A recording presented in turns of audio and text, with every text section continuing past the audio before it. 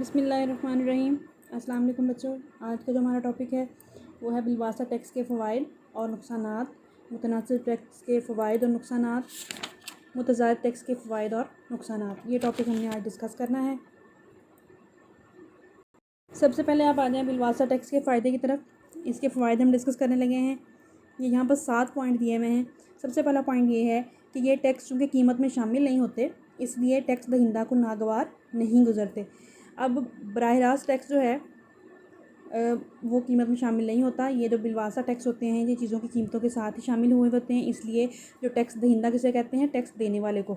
जो टैक्स देने वाला है उसको ये बुरा नहीं लगता, उसको बिल्कुल भी महसूस नहीं होता कि वो टैक्स अदा कर रहा है। ये इसका फ़ायदा है। दूसरा फ़ायदा इसका ये है कि इस तरह के टैक्सों से कोई बच नहीं सकता। अगर कोई बचना चाहे भी तो वो जब भी कोई चीज़ ख़रीदेगा तो वो चीज़ की रकम के साथ ही उसकी जो टैक्स की रकम है वो भी अदा कर देगा, चीज़ की कीमत के साथ ही अदा कर देगा। तो लिहाजा ये भी इसका फ़ायदा है कि टैक्सों से कोई भी शख्स बच नहीं सकता।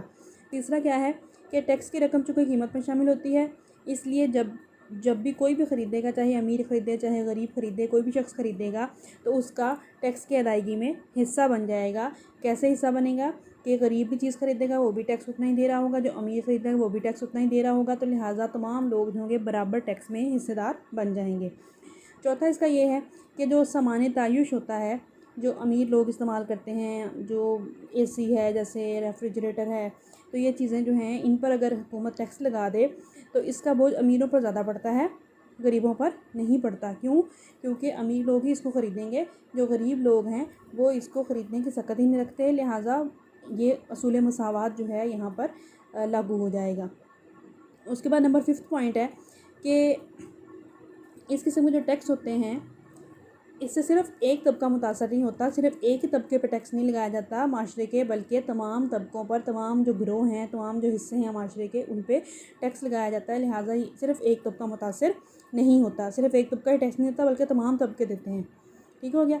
नंबर 6 पॉइंट कहते हैं कि अगर हुकूमत अपने मुल्क में ये चाहे कि जो अशिया सेहत के ये अच्छी नहीं हैं, मुज़र सेहत अशिया हैं, जैसे सिगरेट है, पान है, अफ्यून है, ये सब चीज़ें जो हैं अगर हुकूमत इनको बंद करना चाहे तो क्या करेगी, या ये चाहे कि लोग इसको कम इस्तेमाल करें तो हुकूमत क्या करेगी कि हुकूमत बिलवासा टैक्स के ज़रिए से ये इनका इस्तेमाल रोक सकती है। कैसे? कि इन अशिया पर टैक्स ज़्यादा लगा दिया जाएगा तो क्या होगा कि लोग उनको कम ख़रीदेंगे। उसके बाद 7 पॉइंट है कि इस किस्म की टैक्सों की अदायगी आसान होती है और ये लोग इसको बोझ भी तसव्वुर नहीं करते, क्योंकि ये चीज़ की कीमत के साथ ही अदा हो जाता है। उसके बाद अब आ जाए नुकसानात की तरफ, यानी इस टैक्स के क्या नुकसानात हैं। कहते हैं इस किस्म के टैक्सों का बोझ ज़्यादातर आवाम पर पड़ता है। सही हो गया, आवाम ही देती है ना। उसके बाद कहते हैं कि ये टैक्स होता है कारखानादार या जो प्रोड्यूसर होते हैं, जो चीज़ों को बनाने वाले होते हैं, उनके ज़रिए से वसूल किया जाता है। इसलिए वो जब चाहें चीज़ों की कीमतें बढ़ाकर टैक्सों से भी ज़्यादा रकम जो है वसूल कर लेते हैं बाज़ औक़ात, लिहाजा आवाम का इस्तेसाल करते हैं वो।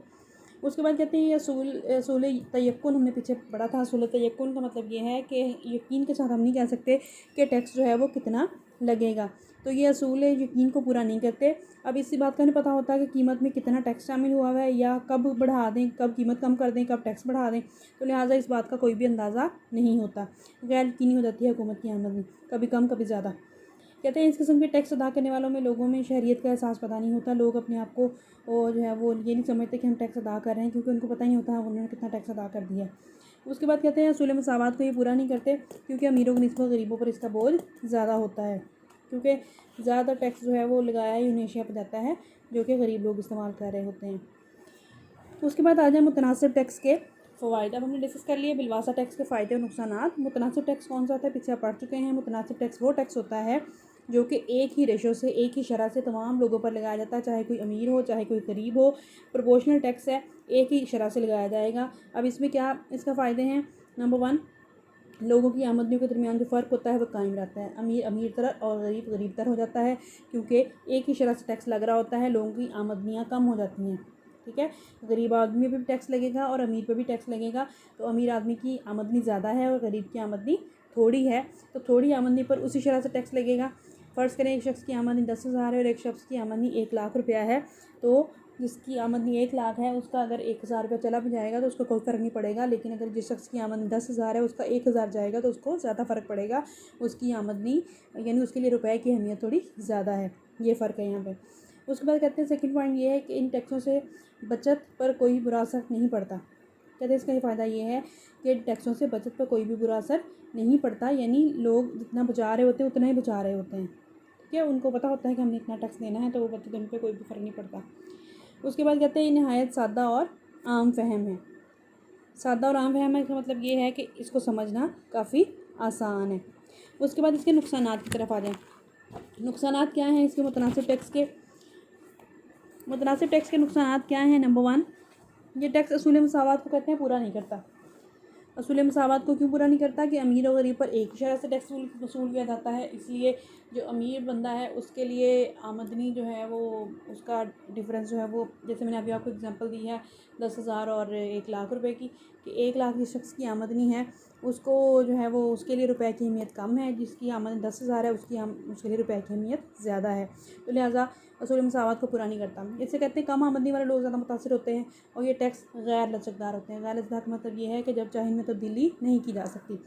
उसके बाद आ जाए मुतज़ायद टैक्स के फ़ायदे और नुकसानात की तरफ। मुतज़ायद टैक्स कौन सा होता है, जैसे जैसे आपकी आमदनी बढ़ती है वैसे वैसे टैक्स की शरह में भी इजाफा हो जाता है, और जैसे जैसे आमदनी कम होती है टैक्सों की शरह में भी कमी हो जाती है। मुतज़ायद टैक्स पीछे पढ़ चुके हैं। अब इसके फ़ायदे क्या हैं। नंबर 1, कहते हैं ये टैक्स असूल मसावत को पूरा करते हैं, क्योंकि इसके मुताबिक कम आमदनी वाले लोगों से कम शरह से और ज़्यादा आमदनी वाले लोगों से ज़्यादा शरह से टैक्स वसूल किया जाता है। नंबर 2, ये असूल कफ़ायत यानी बचत के हवाले से ये अहम किरदार अदा करते हैं, ज़्यादा मसारे बर्दाश्त नहीं करने पड़ते हैं हुकूमत को। उस पर कहते हैं असूल लचकदारी को भी पूरा करते हैं। असूल लचकदारी का मतलब क्या है कि ये टैक्स जो है वो इसमें तब्दीली किसी भी टाइम पे की जा सकती है। जैसे तब्दीली करेंगे आमदनी में तब्दीली आएगी, हुकूमत की आमदनी में भी तब्दीली आएगी। जैसे टैक्स बढ़ाएंगे वैसे हुकूमत की वसूली में भी इजाफा हो जाएगा। तो लिहाजा ये लचकदारी के असूल को भी पूरा करते हैं। उसके बाद 4th पॉइंट है, कहते हैं इससे दौलत तकसीम मसावियाना बनाने में मदद मिलती है, क्योंकि दौलत की तकसीम मसावियाना कैसे होगी कि जब अमीरों पर भी टैक्स लगेगा और गरीबों पर भी, अमीरों पर ज़्यादा शरह से लगेगा और गरीबों पर कम शरह से, तो लिहाजा दौलत की जो तकसीम है काफ़ी हद तक मसावियाना हो जाएगी, बराबर हो जाएगी। उसके बाद कहते हैं ये अफरात ज़र और कसाद बाज़ारी को कंट्रोल करने में अहम किरदार अदा करते हैं। कैसे कि मुल्क में अगर कीमतें बढ़ी हुई हों तो हुकूमत टैक्सों में कमी कर देगी ताकि लोग उसको ज़्यादा ख़रीद सकें, और अगर कीमतें बहुत कम हुई हुई हों तो लोगों के पास रुपया पैसा ज़्यादा हो तो हुकूमत क्या करेगी, टैक्सों की मिकदार में इजाफा कर देगी। तो उससे भी क्या होगा कि अफरात ज़र और कसाद बाज़ारी दोनों ही सूरत हाल कंट्रोल में आ जाएंगी। अफरात ज़र किसे कहते हैं, अफरात ज़र से मुराद होता है कि जब अशिया की कीमतें बहुत ज़्यादा बढ़ रही होती हैं, लोगों के पास रुपया पैसा ज़्यादा आ जाता है, उसे कहते हैं अफरात ज़र। और कसाद बाज़ारी कहते हैं जब अशिया की कीमतें कम हो रही होती हैं, अशिया की कीमतें गिर रही होती हैं और लोगों के पास रुपया पैसा कम होता है, तो इन दोनों को ही हुकूमत जो है वो टैक्सों के ज़रिए से कंट्रोल कर सकती है। जब अफरात ज़र होगा तो हुकूमत टैक्स ज़्यादा लगाएगी, जब कसाद बाज़ारी होगी तो टैक्स की मिकदार में कमी कर देगी। उसके बाद नंबर 6 पॉइंट है, सामान्य तायुश पर भारी महसूल लगाकर उनके इस्तेमाल को कम किया जा सकता है। यानी जो जो सामान्य तायुश है, जो अशिया लोग ज़्यादा इस्तेमाल कर रहे होते हैं, अमीर लोग, उन पर जब टैक्स लगाएगी हुकूमत ज़्यादा तो उनका इस्तेमाल कम हो जाएगा, जैसे पिछले पॉइंट में आपने डिस्कस किया है। ये कहते हैं ये टैक्स गरीबों को फिलहाल बहबूद का सबब बनते हैं, अमीरों पर भारी मिकदार में, गरीबों पर कम मिकदार में, तो लिहाजा बहबूद हुकूमत लोगों की बढ़ जाएगी। उसके बाद टैक्स असूल पैदावारी को भी पूरा करता है। असूल पैदावारी का मतलब ये है कि मुतनासिब टैक्स के मुकाबले में हुकूमत को ज़्यादा आमदनी हासिल होती है, क्योंकि कम आमदनी वालों पर कम और ज़्यादा आमदनी वालों पर ज़्यादा होता है, तो लिहाजा हुकूमत की आमदनी में इजाफा इससे ज़्यादा होता है। उसके बाद आ जाए आप लोग नुकसानात की तरफ। अब कहते हैं नंबर 1, ज़्यादा आमदनी वाले लोगों पर टैक्स की शरह बुलंद होती है, उन पर बोझ बढ़ता है, ठीक है, उनकी बचतें कम हो जाती हैं, और जो गरीब लोग होते हैं उनकी तो बचतें खैर मुतासर हो ही रही होती हैं। उसके बाद ये कि टैक्स मुख्तलिफ मफरूज़ात पर मबनी है जो कि अमली ज़िंदगी में दुरुस्त साबित नहीं होते, ठीक है। यानी इसमें बहुत सारी चीज़ें फ़र्ज़ कर ली है ना कि कम आमदनी वालों पर इतना टैक्स लगाना, ज़्यादा वाली का ज़्यादा लगाना, तो आमदनी लोग सही नहीं बताते कैसे टैक्स लगाएंगे ये लोग। तो इसमें यह भी फ़र्ज़ किया गया यकसा आमदनी वाले लोगों के नज़दीक ज़र का फ़ायदा मुख्तलिफ यकसा होता है, जो कि दुरुस्त नहीं है, ठीक है। ये फर्स्ट में आप लोग ज़र का फ़ायदा मुख्तलिफ पढ़ चुके हैं। फ़ायदा मुख्तलिफ कहते हैं किस चीज़ की, यूटिलिटी को ज़र के हवाले से हमने अभी बात की कि ज़र का जो फ़ायदा मुख्तलिफ वो एक जैसा नहीं होता। जिसकी कम आमदनी है उसके लिए ज़र का फ़ायदा ज़्यादा है, जिसकी आमदनी ज़्यादा है उसके लिए ज़र का फ़ायदा कम है। ये अब यहाँ पर ये बात गलत साबित हो रही है। उसके बाद कहते हैं इसमें यह भी फ़र्ज़ किया कि जब लोगों की आमदनियाँ बढ़ती हैं तो वह ताइशात पर ज़्यादा खर्च करते हैं। ये बात सही नहीं है। जब लोगों की आमदनियाँ बढ़ती हैं तो लोग अपनी ज़रूरियात की ज़िंदगी को पूरा कर रहे होते हैं और बचाते ज़्यादा हैं, ठीक है, वो बचाते ज़्यादा हैं, वो खर्च नहीं करते ज़्यादा। अब नंबर 4 पॉइंट क्या है, नंबर 5 पॉइंट क्या है कि इस पर यह भी इतराज़ किया जाता है कि इस टैक्स की हिमायत अवाम महफूज में इजाफा के लिए नहीं की जा सकती है। यहाँ पर ये पॉइंट यहाँ पर डिस्कस किए हुए फ़ायदे और नुकसानात, ठीक है। अब यहाँ पर कहते हैं फ़लाह का जो आंसर है वो नफसियाती कैफियत है, इसलिए फ़लाह को आप मैयर नहीं कर सकते, कैलकुलेट नहीं कर सकते, तो लिहाजा ये भी इसमें एक नुकसान के ज़माने में ही ये चीज़ आ जाती है।